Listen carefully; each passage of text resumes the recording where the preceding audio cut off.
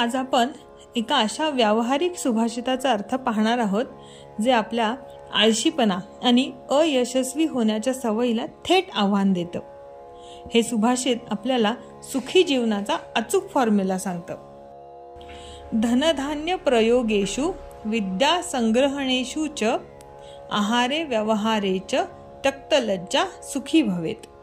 या श्लोकात 4 अत्यंत महत्त्वाच्या गोष्टींमध्ये त्यक्तलज्जा म्हणजे जो मनुष्य उगाचच लाजत नाही तो कसा सुखी होतो हे सांगितले आहे। चाणक्य नीतीमधून हे सुभाषित घेतले आहे। धनधान्य प्रयोगेषु धन आणि धान्य यांचा योग्य वापर, विद्या संग्रहणेषु म्हणजे विद्येचा संग्रह, आहारे व्यवहारेच तसेच आहार आणि व्यवहार, त्यक्तलज्जा सुखी भवेत यात जो लाजतो म्हणजे संकोच जो सोडून देईल तोच सुखी होऊ शकतो। पैसे किंवा धनधान्य प्रयोगेषु पैसे किंवा धान्य वापरताना, आता पैसे किंवा धान्य हे साठवण्यासाठी नव्हे तर त्याचा उपयोग करण्यासाठी उपभोग घेण्यासाठी आहे। अनेक लोक योग्य वेळी गुंतवणूक करण्यात किंवा गरजेच्या वेळी योग्य खर्च करण्यास किंवा इतरांना मदत करण्यासाठी दान देण्यासही संकोच करतात। योग्य वेळी धन वापरताना ही लज्जा सोडली पाहिजे। तुम्ही व्यवसायात पैसे मागताना किंवा तुमच्या श्रमाचा योग्य मोबदला मागताना संकोच केल्यास काय होईल तर तुमचे केवळ आर्थिक नुकसान होईल। विद्या संग्रहणेषु म्हणजे ज्ञान मिळवताना, मी आता मोठा झालोय, मी खूप ज्ञानी आहे, पंडित आहे, इतरांना काय वाटेल या विचारांनी ग्रासलेला मनुष्य कधीही नवीन ज्ञान मिळवू शकत नाही।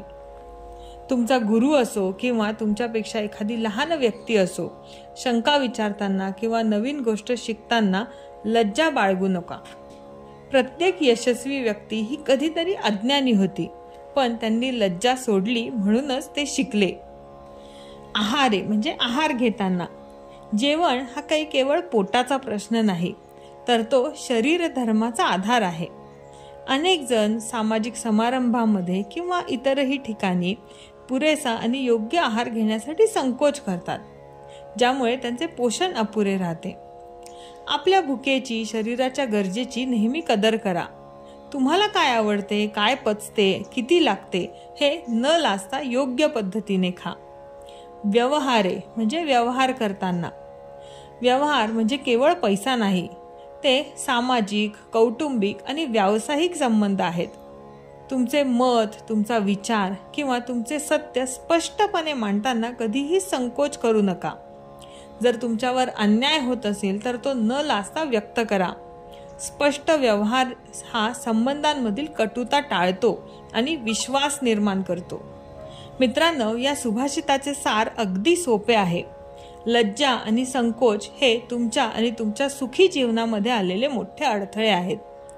ज्या क्षणी तुम्ही या 4 महत्त्वपूर्ण बाबींमध्ये त्यक्तलज्ज होता तेव्हा तुम्ही आयुष्यात ज्ञान, धन, आरोग्य आणि सन्मान अगदी सहज मिळवता आणि सुखी होता।